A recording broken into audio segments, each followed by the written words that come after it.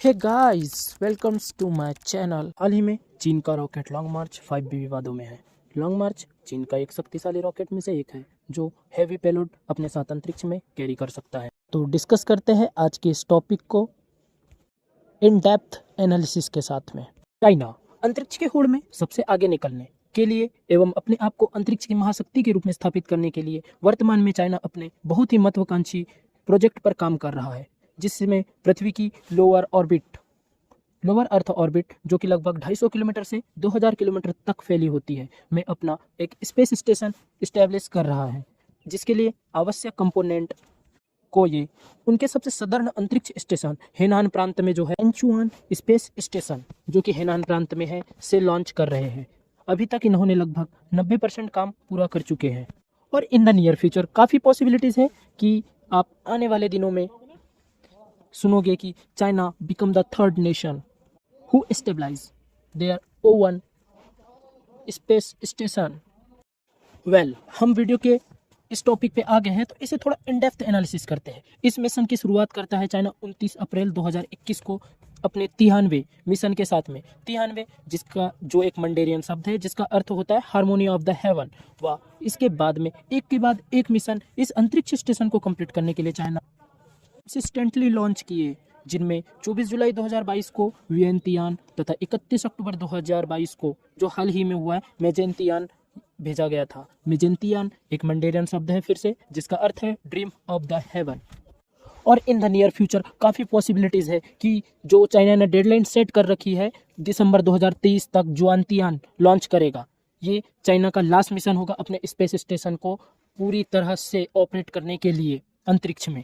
और मैं कहूँगा ये चाइना की बहुत बड़ी एकम्प्लिशमेंट होगी स्पेस और स्पेस टेक्नोलॉजी के क्षेत्र में। वो एक माइलस्टोन अचीव कर लेगा और बहुत आगे निकल जाएगा बाकी देशों। ऐसे तो यह स्पेस स्टेशन अभी भी ऑपरेशनल मोड में है, किंतु 2023 में यह फुल फ्लेजेड मोड में स्टार्ट हो जाएगा, जो एक टी शेप में होगा, जो अपने आप में बहुत ही बड़ी चाइना की जो स्पेस रेस है उसमें वो एक उपलब्धि हासिल कर लेगा और बाकी देशों से काफ़ी आगे निकल जाएगा। बात करें इस स्पेस स्टेशन की तो इसमें 6 क्रू मेंबर हैं जो इस स्पेस स्टेशन में स्टे कर सकते हैं एट अ टाइम। इसकी कुल 96,000 kg का इसका वेट है। इसके साथ में इसकी लंबाई की बात करें तो ये 55 मीटर लंबा टी शेप में है और लोअर अर्थ ऑर्बिट में इसको इस्टेब्लिश किया है, जिसका यदि एल्टीट्यूड देखा जाए अपनी पृथ्वी से तो 380 किलोमीटर ऊपर स्थापित किया गया है। 7.6 किलोमीटर पर सेकंड की स्पीड से अपने ऑर्बिटल स्पीड से ये रन कर रहा है।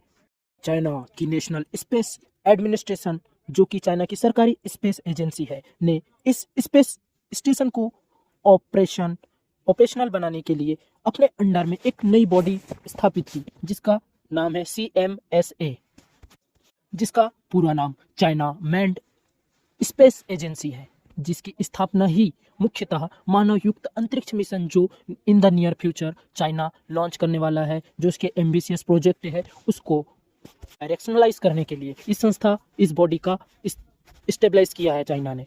और आज CMSA के अंडर ही चाइना का स्पेस स्टेशन ऑपरेशनल है। और बता दूं कि इस स्पेस स्टेशन को बनाने में 60 बिलियन चाइनीज युआन की लागत आई है और यहाँ इंटरनेशनल स्पेस स्टेशन का 1/5 भाग है, 1/5 भाग है ये इंटरनेशनल स्पेस स्टेशन का।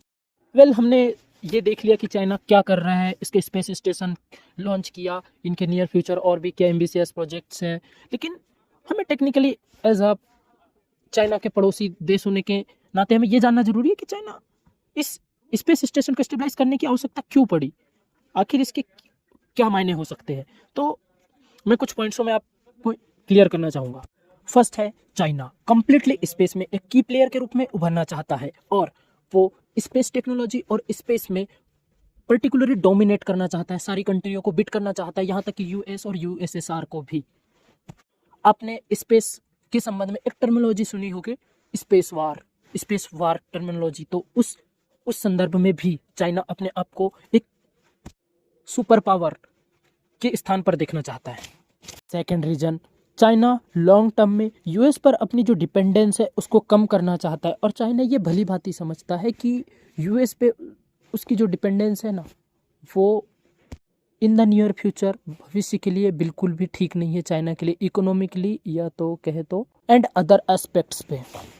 चाइना इस स्पेस स्टेशन का उपयोग इन द नियर फ्यूचर अपने मिलिट्री एम्पावरमेंट व स्पेस वार में डोमिनेट करने के लिए मिलिट्री सैटेलाइट जो लॉन्च करते हैं उससे असिस्टेंट प्रोवाइड करने के लिए, जिनके बारे में किसी को पता ना हो, और कुछ स्पाई सैटेलाइट और भी बहुत कुछ जिसका डाटा किसी के पास ना हो। यहाँ तक कि आई जो इंटरनेशनल स्पेस स्टेशन है ISS और US किसी के पास नहीं हो, इसके लिए वो एक अपना अलग ही इकोसिस्टम डेवलप कर रहा है स्पेस के क्षेत्र में। रीजन हमें यह समझ में आता है कि चाइना अपने कई महत्वाकांक्षी मिशन जैसे मून मिशन जो 2030 में वो लॉन्च करने वाला है, जिसपे मून पे एक चाइनीज व्यक्ति मून पे उतरेगा। वह मंगल और बृहस्पति के लिए भी चाइना का इन the near future probe launch करने की जो योजना है, एम्बिशंस है कि वहाँ पे जाके रिसर्च करना एटमॉस्फेयर, और इसके लिए भी चाइना का जो स्पेस स्टेशन है वो बहुत ही हेल्पफुल हो। पांचवा कारण जो भारत के लिए भी एक चिंता का विषय भी है कि चाइना अपने आसपास की countries like Nepal, Sri Lanka, Myanmar, Bangladesh, Bhutan और कुछ south Asian nation, ASEAN country, Burma जैसे देशों को, जिन देशों का खुद का इंफ्रास्ट्रक्चर नहीं है, जिनकी खुद की स्पेस एजेंसी इतनी कैपेबल नहीं कि वो खुद के अपने देश के सैटेलाइट लॉन्च कर सके या और भी मिलिट्री इक्विपमेंट को सैटेलाइट से कनेक्ट करके और एडवांस कर सके, मॉडर्न वेपनाइजेशन में आगे बढ़ सके, जो कि एक स्पेस वार टर्मिनोलॉजी के अकॉर्डिंग है। बेसिकली ना चाइना इन देशों को कहेगा हम आपके सैटेलाइट लॉन्च करेंगे और बदले में हमें पैसे दीजिए। इसमें क्या होगा ना कि भारत के पड़ोसी देशों की चाइना पर जो डिपेंडेंस है वो अधिक बढ़ते जाएगी, और जो भारत के लिए बिल्कुल सही नहीं है। इसीलिए तो इस चीज़ को काउंटर करने के लिए भारत ने I think Narendra Modi government ने ही नेबरहुड फर्स्ट पॉलिसी लॉन्च की थी, may be I am not wrong. So जो चाइना को काउंटर करने के लिए ही लाई गई करते हैं। भारत के लिए यह चिंता का विषय किस लिए है, तो हम कुछ फैक्ट्स पे बात करते हैं जिससे हमें थोड़ा सा कॉन्क्रीट आंसर मिलेगा और हम इसको और अच्छे से डिफाइन कर पाएंगे कि एक्चुअल में भारत के साथ और क्या प्रॉब्लम्स है, अलग अलग डाइवर्सिफाई करके देखते हैं इसे। क्योंकि भारत भी स्पेस रेस में है, वो भी स्पेस रेस में स्वयं को एक्सप्लोर कर रहा है, नए नए क्लाइंट ढूंढ रहा है, नई नई कंट्री, अदर कंट्रियों के सैटेलाइट कम से कम बजट में भारत अंतरिक्ष में लॉन्च कर रहा है। सो हमारे भी कुछ ऐसे एम्बिशंस और प्लान है स्पेस को लेकर। बात करें स्पेस एजेंसी इसरो की, तो हमारा सबसे शक्तिशाली रॉकेट JSLV Mark 3 है, जिसे आमतौर पर बाहुबली भी कहते हैं।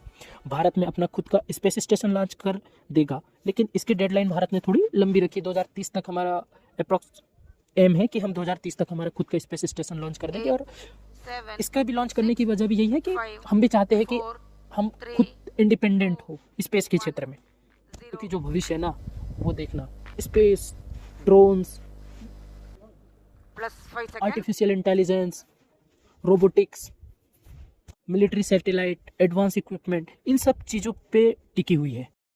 2023 तक भारतीय अपने यान से अंतरिक्ष यात्रा करके आएंगे। इसके लिए ऑलरेडी इसरो ने वेरियस स्पेस एजेंसी जैसे रूस की रॉसकोमॉस, US की नासा और EU स्पेस एजेंसी तथा फ्रांस की एजेंसी से कोलैबोरेशन कर लिया है, जो कि भारत के महत्वपूर्ण एम्बिशियस प्रोजेक्ट गगनयान, जिसके थ्रू हम एक भारतीय व्यक्ति को एक भारतीय अंतरिक्ष यान से इसरो की सहायता से हम अंतरिक्ष स्पेस स्टेशन में भेजेंगे और वो अंतरिक्ष में रहेगा। ये बहुत बड़ी एकम्प्लिशमेंट होगी यदि जैसे ही गगनयान पूरा होता है। तो वैसे देखा जाए तो पहला भारतीय जो अंतरिक्ष में गया था वो राकेश शर्मा थे, लेकिन राकेश शर्मा जो है ना भारतीय मूल के भारतीय व्यक्ति थे, लेकिन स्क्वाड्रन राकेश कुमार, लेकिन वो रोस्कोमॉस स्पेस एजेंसी जो कि रसिया की है उसके थ्रू गए थे, ना कि भारतीय स्पेस एजेंसी इसरो या उसके किसी यान से गए थे। सो ये गगनयान अपने आप में एकदम डिफरेंट प्रोजेक्ट्स हैं। 2023 के लिए भारत का एक और महत्वाकांक्षी प्रोजेक्ट है चंद्रयान 3, जो कि चंद्रयान 2 का सक्सेसर होगा।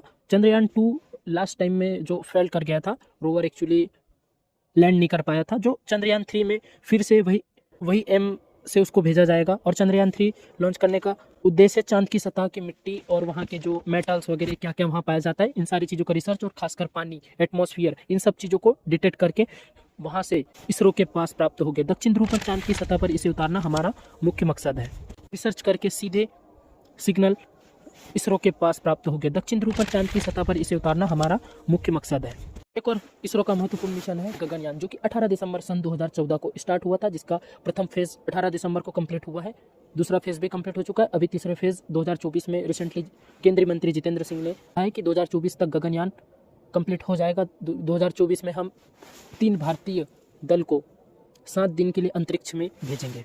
यदि ये कंप्लीट हो जाता है तो ये अपने आप में भारत की बहुत बड़ी एकम्प्लिशमेंट होगी कि भारतीय धरती से भारतीय यान द्वारा स्पेस की इसरो, वो स्पेस एजेंसी जिसने बाइसिकल पे अपने रॉकेट्स लॉन्च पैड तक ले गए थे, आज वो अपने खुद के दम पे, खुद के रिसर्च और खुद की टीम के बदौलत आज इस मुकाम पे पहुंच गई है कि नासा स्पेसएक्स की तरह ऐसी एकम्प्लिशमेंट हासिल कर ली है कि खुद अपने बल पे भारतीयों को अंतरिक्ष में पहुंचा सकती है। 32 seconds into the flight.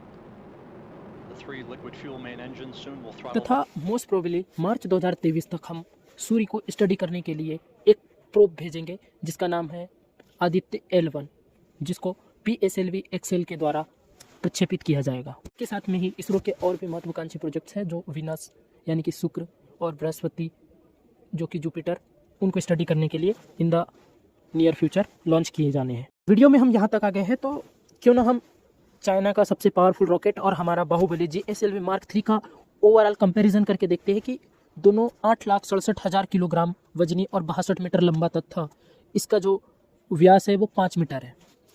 वहीं बात करें GSLV Mark 3 की तो यह 6,40,000 किलोग्राम का है इसका कुल वेट और यह 44 मीटर लंबा और 4 मीटर का व्यास डाई के साथ में है, जिसकी स्पीड 275 किलोमीटर पर सेकेंड है। वहीं मार्क 3 की स्पीड की बात करें तो 2.9 किलोमीटर पर सेकेंड है।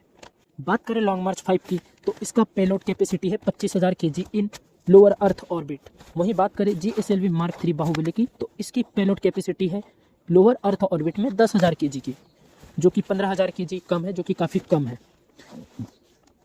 और जियो स्टेशनरी ऑर्बिट की बात करें तो इसमें 14,000 kg का पेलोड ले जाने के लिए कैपेबल है लॉन्ग मार्च 5 जो चाइना का है, जबकि हमारे बाहुबली GSLV Mark 3 की बात करें तो ये सिर्फ 4,000 kg वेट लेके जा सकता है जियो स्टेशनरी, जो कि 36,000 किलोमीटर की ऊंचाई पर एक ऑर्बिट है।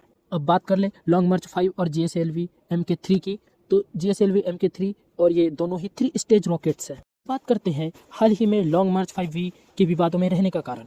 31 अक्टूबर 2022 को CNS द्वारा लॉन्च मिशन जो कि स्पेस स्टेशन के लिए महत्वपूर्ण कंपोनेंट लेके जा रहा था, जिसका कोर बूस्टर जो कि लगभग 23 टन वजनी है। तो अपने आप में एज्यूम कर सकते हैं 23 टन वजनी कोर बूस्टर लॉन्ग मार्च 5 का, जो कि 10 मंजिला इमारत जितना ऊंचा है। लॉन्ग मार्च 5 चाइना की स्पेस स्टेशन में जो कंपोनेंट था वो डॉक करने के बाद में वापस री इंटर कर गया हमारी पृथ्वी के एनवायरनमेंट में। और जो कोर बूस्टर है ना, मोस्ट प्रोबेबली ये एस्टिमेट किया गया था कि वो पृथ्वी पर गिरेगा, और कहाँ पर गिरेगा इसकी लोकेशन नासा ने बताई थी, साउथ सेंट्रल पैसिफिक ओशियन में, जो कि उनकी प्रेडिक्शन काफ़ी सही निकली और वो वहीं पर गिरा। वैसे मैं एक बात बताऊँ, ये पहली बार नहीं है कि कोई चाइनीज़ रॉकेट दोबारा पृथ्वी में री इंटर कर गया। इनका ना अपने आप में भी एक इतिहास है। बात करते हैं 7 मई 2020 को लॉन्च रॉकेट का मलबा आइवरी कोस्ट में गिरा। रॉकेट का नाम लॉन्ग मार्च 5B। मई 2022 की बात करें तो इस रॉकेट का मलबा भी मालदीव के निकट गिरा। जुलाई 2022 में लॉन्च रॉकेट की बात करें तो इसका मलबा भी मलेशिया के पास गिरा, जो कि अपने आप में बहुत ही एक चिंता का विषय है। ये जो रॉकेट्स होते हैं ना, इनके मलबे को कहा जाता है अंतरिक्ष डिब्री या स्पेस डिब्री। स्पेस डिब्री, चलो बात करते हैं टर्मिनोलॉजी स्पेस डिब्री, जिसका समझते हैं कि होता क्या है। इनके पार्ट्स, टुकड़े, बॉडी और अदर मटेरियल जो कि विच्छिन्न रूप से पृथ्वी की लोअर ऑर्बिट में घूमते रहते हैं, ये एक प्रकार का स्पेस कचरा होता है, जिसे हम एक विशेष टर्मिनोलॉजी में स्पेस डिब्री बोलते हैं। और स्पेस डिब्री ना हमारी पृथ्वी के चारों ओर, हम यूजुअली आँख से तो देख नहीं सकते, वो पॉसिबल है नहीं है, लेकिन पृथ्वी के चारों ओर पूरा अंतरिक्ष कचरा घूम रहा है। जितने भी सैटेलाइट जो कि अब आउट ऑफ डेट हो चुके हैं, जितने भी रॉकेट्स वगैरह जिनके कंपोनेंट्स, ये सब पृथ्वी की ओर चक्कर लगा रहे हैं। और हालिया दिनों में नासा तथा और भी अंतरिक्ष वैज्ञानिकों ने गहरी चिंता व्यक्त की है कि जो स्पेस डिब्री है वो आने वाले नियर फ्यूचर में काफ़ी समस्याएं, जो आगामी हमारे स्पेस को लेकर मिशंस हैं उनको लेकर काफ़ी समस्या पैदा कर सकते हैं। साथ ही जो मलबा पृथ्वी में या रॉकेट्स के पार्ट्स जो वापस री इंटर कर जाते हैं, यदि ये किसी घनी आबादी वाले पॉश इलाके में गिरे तो बहुत ही डिजास्टर साबित हो सकता है। ये एक प्रकार का स्पेस कचरा होता है जो घूमता इसलिए है क्योंकि ग्रेविटेशनल फोर्स के कारण ये घूमते रहते हैं और पृथ्वी की सतह में ये कभी ना कभी मोस्ट चांसेस रहते हैं कि ये कभी ना कभी पृथ्वी में री इंटर करते ही है। और मोस्ट प्रॉब्ली ये किसी ना किसी ओशियन में गिरते हैं। इसका बेसिक सा रीज़न है कि ओशियन में क्यों गिरते हैं। बेसिक सा रीज़न है कि अर्थ पे ना 75% ओशियन है और ओनली 29% लैंड है, जो कि अपने आप में ही ऑब्वियसली है कि वो मोस्ट प्रॉब्ली ओशियन में ही गिरेगा। पर हम ह्यूमन बीइंग ने आज तक ऐसी टेक्नोलॉजी इजाद नहीं कर पाए है कि पृथ्वी की तरफ आ रहे इस स्पेस डिब्री या मलबा को हम एक प्रकार से सेफ जगह या रिडायरेक्ट नहीं कर सकते। हाँ, बट हम रॉकेट की डिज़ाइन और सैटेलाइट्स की डिज़ाइन में उचित मॉडिफिकेशन करके काफ़ी हद तक अंतरिक्ष डिब्री को कम कर सकते हैं और अधिकांश भाग अंतरिक्ष डिब्री का हमारे वातावरण में प्रवेश करने के साथ ही हवा, धूल कण और घर्षण के साथ जलकर नष्ट हो सकता है और लगभग 20 से 40% स्पेस डिब्री की ही आने की संभावना होती है। परंतु उसके लिए बहुत ही चेंजेस लाने होते हैं और खासकर चाइना, जो कि वो किसी रूल्स और रेगुलेशन को मानता नहीं है, अपनी मनमानी करता है, वो ऐसे कोई मॉडिफिकेशन करता नहीं है। इसलिए हालिया दिनों में देखा जाता है कि जो चाइनीज़ रॉकेट्स के बूस्टर और जो भी अदर कंपोनेंट जो हेवी वेटेड होते हैं वो गिरते रहते हैं पृथ्वी पर, जो कि अपने आप में बहुत ही चिंता का विषय है। और इसी को लेकर यूनाइटेड नेशनल जनरल असेंबली में नेशंस की कमेटी में एक नई आउटर स्पेस ट्रीटी लाने की बात कही गई है। जो लास्ट आउटर स्पेस ट्रीटी थी वो 1967 में आई थी, लेकिन उसे अब अपडेट करने की बात कही गई है। सो दोस्तों, ये था कंप्लीट एनालिसिस इस टॉपिक का। फाइनली हम आ गए हैं वीडियो के एंड में। अगर इस वीडियो से आपकी लाइफ में कुछ वैल्यू ऐड हुई है तो आप मेरे वीडियो को लाइक व शेयर कर सकते हैं और कमेंट सेक्शन में आपके विचार रख सकते हैं।